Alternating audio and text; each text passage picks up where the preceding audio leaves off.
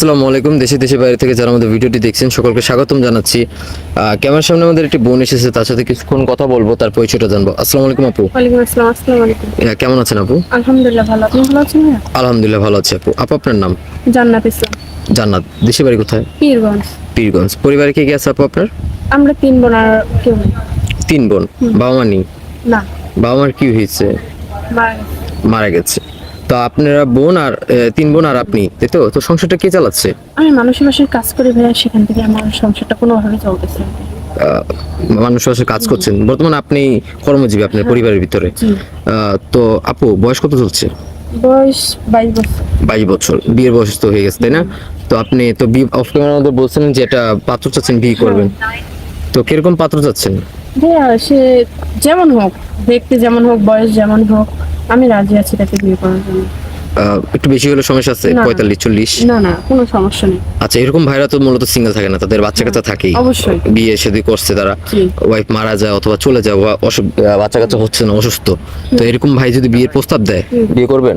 অবশ্যই বিয়ে করবো। কারণ কেন ভাইয়া, একটা কথা বলি, যাদের বউ মারা গেছে না, তারা মানে একটা বউয়ের মর্যাদা বোঝে, তাকে ভালোবাসে বেশি দ্বিতীয় বউকে। আহ, তার বাচ্চা কাচ্চা থাকলে অ্যাকসেপ্ট করবেন? অবশ্যই করবো।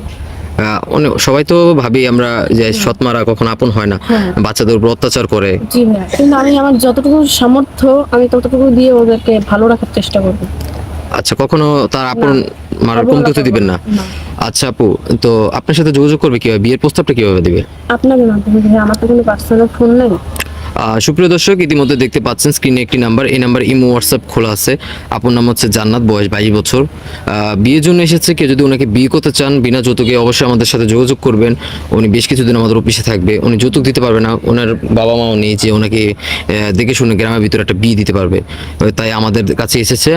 কেউ যদি ওনাকে বিয়ে করতে চান অবশ্যই আমাদের সাথে যোগাযোগ করবেন, আমরা ওনার সাথে কথা বলে দেবো, যোগাযোগ করে দিব। আচ্ছা বলুন, নামাজ কালাম পড়েন? জি ভাইয়া। বাংলা কতটুকু পড়াশোনা করেছেন আপনি? বাংলা এসেছে।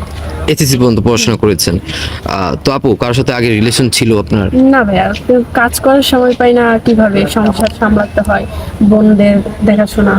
আচ্ছা, আপনিও তো পারেন যে পীরগঞ্জ একটা রিলেশন করে তো বিয়ে করতে। আজকাল মেয়েরা তো মূলত এরকম সবাই করে। তো খোঁজে বাবা মা, তারপর হচ্ছে সবাই তো একটু একটু বড় লোক দেখে, কিন্তু আমার তো তেমন কিছুই নাই। বুঝতেই তো পারতেছেন, বাবা মা না থাকলে একটা সংসার কিভাবে চলে। আমার যতটুকু সামর্থ্য আমি ততটুকু দিয়ে চালাচ্ছি। আর এরকম একটা মেয়েকে কে করতে চাইবে বলেন?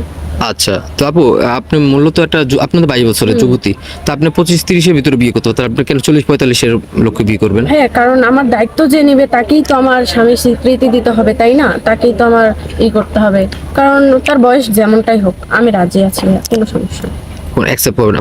এখন যদি আপনি বিয়ে করলেন বা পরবর্তী বিয়ের পর যদি বলেন বয়স বেশি, এরকম কোনো হবে না তো? না ভাই। আচ্ছা আপু, অনেক ভাইরা মূলত একটু ভয় ভীতির ভিতরে থাকে, কারণ তারা প্রবাসে থাকে। প্রবাসে থেকে যদি আপনাকে বিয়ে করে, যদি এই ভয় থাকে যদি আপনি বিয়ে করে চলে যান, বা অনেক মেয়েরা চলে যাচ্ছে, অবশ্যই যায় ভাইয়া। তো আপনি চাবেন? না ভাই, এতদিন যেহেতু অপেক্ষা করতে পারছি, তাহলে অবশ্যই আমিও ভালো কিছু করব, ভালো কিছু পাবো, তার সমস্যা নেই, আমি অপেক্ষা করবো।